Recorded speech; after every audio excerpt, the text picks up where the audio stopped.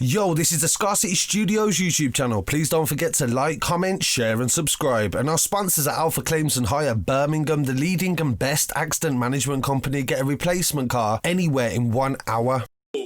Big man, you don't want to release the tune now. I'm airing you now. You don't want to release the tune now. Why? Because you didn't bring me to the video. Because you didn't credit me on the production. And now I'm G-checking you like, raw, walk on, big man. Like, walk on. Now you want to tell me, you don't want to release the tune. I really appreciate you joining me today. And Dot Rotten, it looks like he's back. We haven't seen Dot Rotten in a minute, actually, since he had a clash with Pmoney where they sent to and fro dubs to each other. Really personal, deep beef that went viral. Every single one of them went viral. Gun dissed and miss. Said I got a kick out of dissing chicks. To the EP getting at me dissing chicks. About L after L fibs and fibs. I can see P sitting in a clinic piss.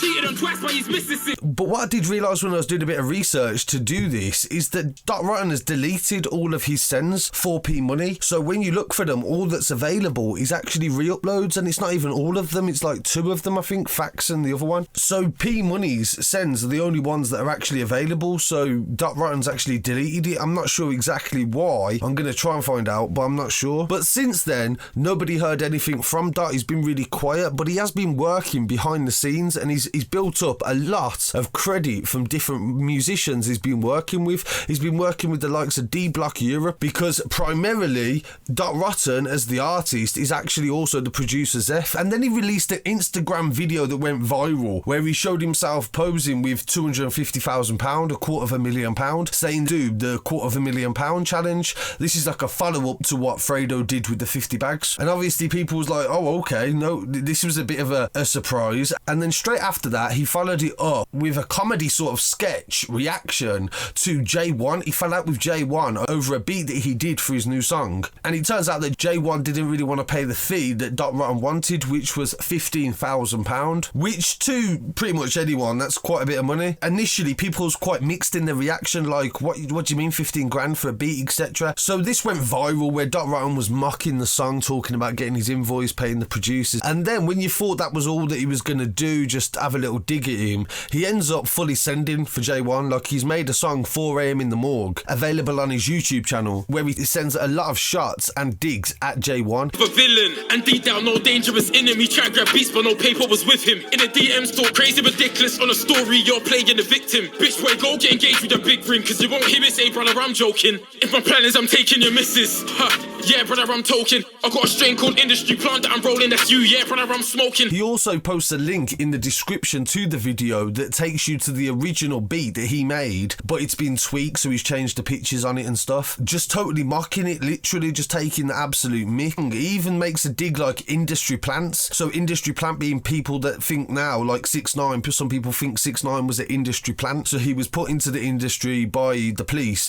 to try and gather information on people to then use against them in crimes. He was formerly part of OG Crew, which was organised grime, and that was what Pmoney was part of, and he's been on mixtapes with them before they fell out. He described Jay1 as a B-Tech Stormzy and said that Jay1 had claimed to have tried to chat up Maya Jama, Stormzy's ex, which is quite a big dig, to be honest. And then towards the end, he talks about the fact the label said they can only afford 10 grand, that's the budget, and then he agreed to do that. And then at the very end, it says that Jay1 and his management agreed to pay the full 15 grand. And then to make things even more complicated, Still Bangles comes into it. So what's happened is Still Bangles has slightly remixed the beat where he's changed it slightly, like only small things that producers would really know. I'm not sure how the setup works. I know that Dot Rotten and Still Bangles work together, but I'm not sure about the PRS, how that's going to spread out for Jay1. Like, I don't get it, because personally, I think the Dot Rotten version was better because that was the original beat. Like, Still Bangles was good, but I just feel like Dot Rotten had a bit more of a kick to it. But that's just my own personal opinion. I'm sure that it's going to be doing very well, and I suppose this is a bit of a marketing campaign for both of them at the end of the day, because Dot Rotten benefits from the song doing well, and Jay1 will benefit from people talking about him as usual. He's always been spoken about. People have always got an opinion on Jay1. Because it's a 15k fee. Are you mad, bruv? When your labels just shot the whole video and you invited Bangles down, but no one was gonna know that Zeph Ellis produced the actual record. Were they? Then when I G-check it, I'm like, no.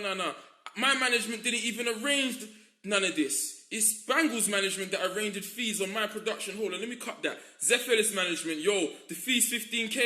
Now you want to talk about, bro, I don't, what? He's from London, but he lives in Coventry, and the reason why he does is that his family moved there, and he also studies there, and he's utilised the fact that there isn't a lot of people representing Coventry. So big up people like Shadow CV6 and Scatter and stuff like that. I know there is people doing stuff for Coventry, but there isn't a lot of people as much as, say, Birmingham or London, and Jay1 has managed to gather this university sort of support, and then that's pushed him forward. So he isn't from Coventry or anything like that. He's just using the fan base because it's got less artists there, so I feel like it's working for him. Again, another good marketing thing, and another reason why I think Dot Rotten charged him this much money for it is that these rappers are doing it themselves now. When you talk about how much money you're making, then of course when the producer's sitting there recording you, mixing you, making your beat, etc., he's going to be like, okay, so if my guy's making 20 grand for shows and stuff like that, 3 grand to 20 grand a go,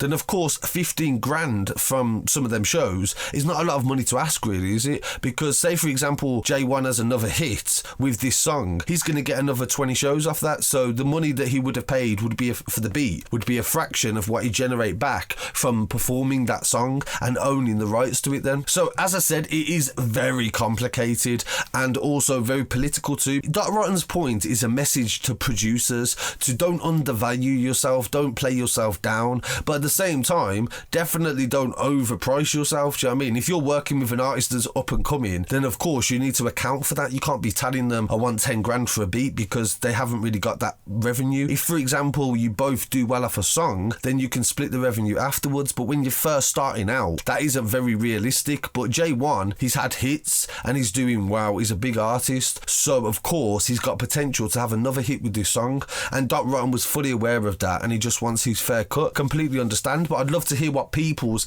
opinions are on this. And also, what do you think of Dot Rotten's return as well? Are you looking forward to, he's saying he's got something to drop at Christmas, so maybe he's got a mixtape, maybe he's got like a producer mixtape, a DJ Khaled type thing, or maybe even an actual artist mixtape as well. So it'd be interesting to see what they do, and also why he took all them sends down. Was he just trying to distance himself from the past with Pmoney as well? So I'd like to hear what people think on that as well. So thank you for joining me. Please don't forget to like, comment, share and subscribe to Scarcity Studios YouTube channel. Peace. Yeah, this thing is looking mad.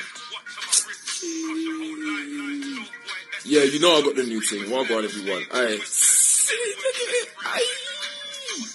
I'm not even here to get excited. What I'm here for is to talk and announce something. Yo, I just cut a mad something. Secured the bag of LCM records. I ain't gonna say too much on that, but we're here to announce a real mad thing. Separate the boys from the men with the 250k challenge. Oh, you don't think I'm joking, innit? No, we ain't capping round here, B. No cap round here, B. Yeah? Dot Rotten, I'm back. I'm back on some smoke. And the first thing I'm gonna announce to you is, 250k challenge is straight after RIP Young.2. But yeah, show me what's really good.